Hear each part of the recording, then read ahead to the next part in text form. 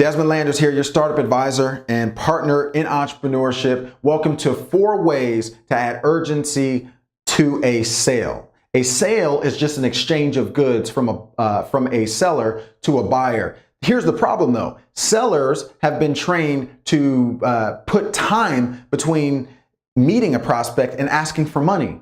That's really not a good thing. I mean, there is some credence, some value in understanding the appropriate timing, but sellers and trainers of sellers blow that stuff way up. I found that you can really compact the amount of time between I met you and now you're giving me money and I'm giving you a product. So that's what sellers do, right? Buyers, on the other hand, we hoard money. Buyers are consumers. We hoard money like it holds some level of intrinsic value. We've been taught that since we're grown up. In fact, if we're not good at anything else, we're good at hoarding money. Would you ever consider yourself a hoarder? Well, if you don't spend money on things, and all of us do, but if you would consider yourself someone who's conservative and I do all my research and I don't spend money on frivolous things, that's what most people consider themselves as, well, then you're essentially a hoarder, right? Because you're hoarding something for potential use of it in the future, but you're almost doing it as it has some level of, again, intrinsic value by just being. Well, money doesn't really have any value by just being, but it does have value when it's actually traded. I mean, think about it. If the money in your bank account stayed in your bank account for the rest of your life,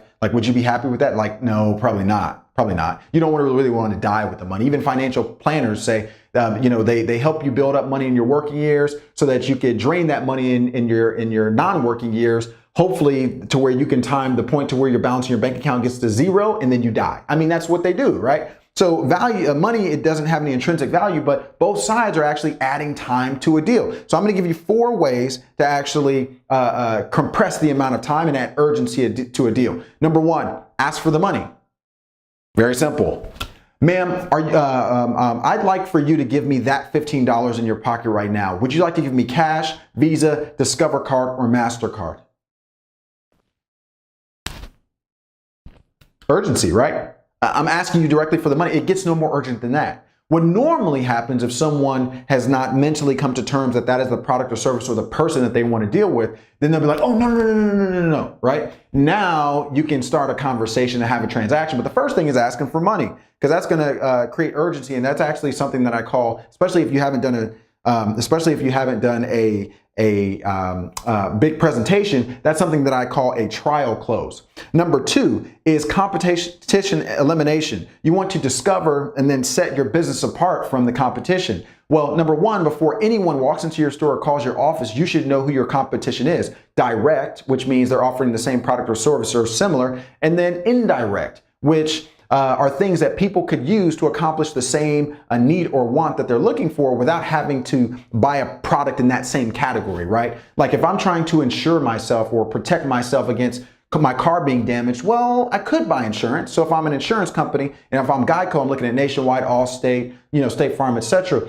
Or I could just earn so much money that I don't really care if I get into an accident and total my car because I can just buy a new one. See, people don't think about that. There are always other options, right? And one of the biggest options, even outside of what I just shared with you in terms of having the money in that insurance example, is just the option of people doing nothing, right? People can literally walk into your store, say they have a need, and then they can walk out and do nothing. That is always an option in terms of competition. So you must understand it. You must understand the pros and weaknesses of yours versus theirs. And then you must try to paint a picture in your customer's mind or your prospect's mind about how different you are.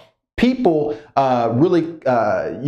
they fight you on price when you're just like everybody else. They fight you on price a lot less when you're much different. So if you can speak to your differences and hopefully those differences are in alignment with the needs or wants of your prospective buyer, then you will get closer to getting money from the buyer, and then you can exchange whatever product or service that you have. Number 3 is scarcity.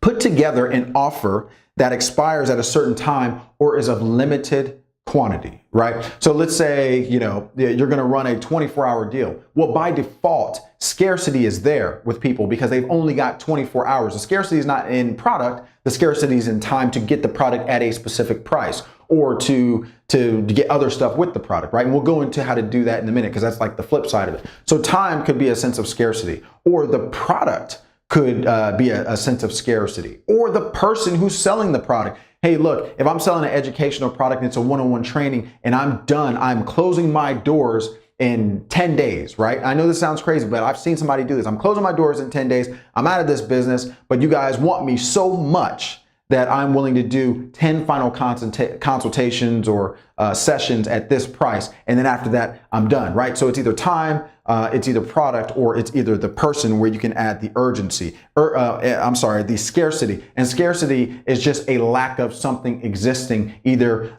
time or quantity or that individual person, like I was saying. Number 4, and this is the final point here, value add or add value, right? Give more stuff for the or services for the same price.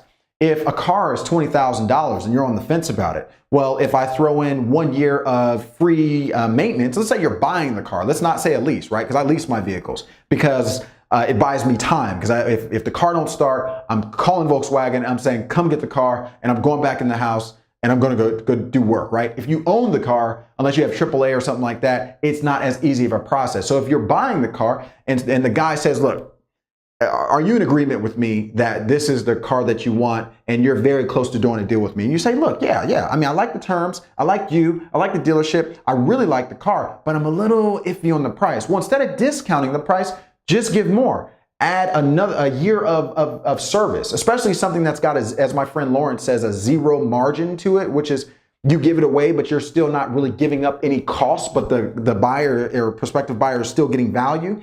Add something like that. I mean, if you run a car dealership, add a year of service. Yeah, it is a cost of time, but do you want the 20 grand to stay at your dealership, or do you want the 20 grand to walk out of your dealership? That's up to you, but I'd rather keep the 20 grand and eat a couple $100 in service fees. Look, there's no reason for unnecessary filler time. Close the transaction quickly. Now, this all assumes, though, that your prospect is in agreement that there is a problem or a need or a want that they are looking to fill. And more importantly, they're in agreement with you that a product of your or service of your type is probably the best way for them to accomplish the objective that they're looking for. If you do not get mutual agreement from people, you cannot sell to people. The first thing you have to understand is you're selling an idea. Hey, you have a problem or a need or a want, right? And this is my solution to one of those 3. Are you in agreement with that solution? If the answer is no, forget money, forget urgency, get them out of your store or get them off the phone as fast as possible. You want to not waste your time, not waste their time. And if you really care about them, send them to somebody else you think who's a better fit. Maybe it's even the competition. I've sent people to competition in my businesses before and they actually came back to me, or they stayed on the phone. And even though I wasn't a perfect fit, they said, look, I know about the competition and I really don't want to go there. So how can we make this work? And I got the deal done. So it's a very, very important thing, but don't put unnecessary time in deals. And if you do, you're going to be toast because you're not going to be generating revenue in a compacted enough amount of time for you to continue to want to do what you're doing. My name is Dezmon Landers, your startup advisor and partner in entrepreneurship. And I really appreciate you watching this video. I hope that you received much value from it. Talk to you soon.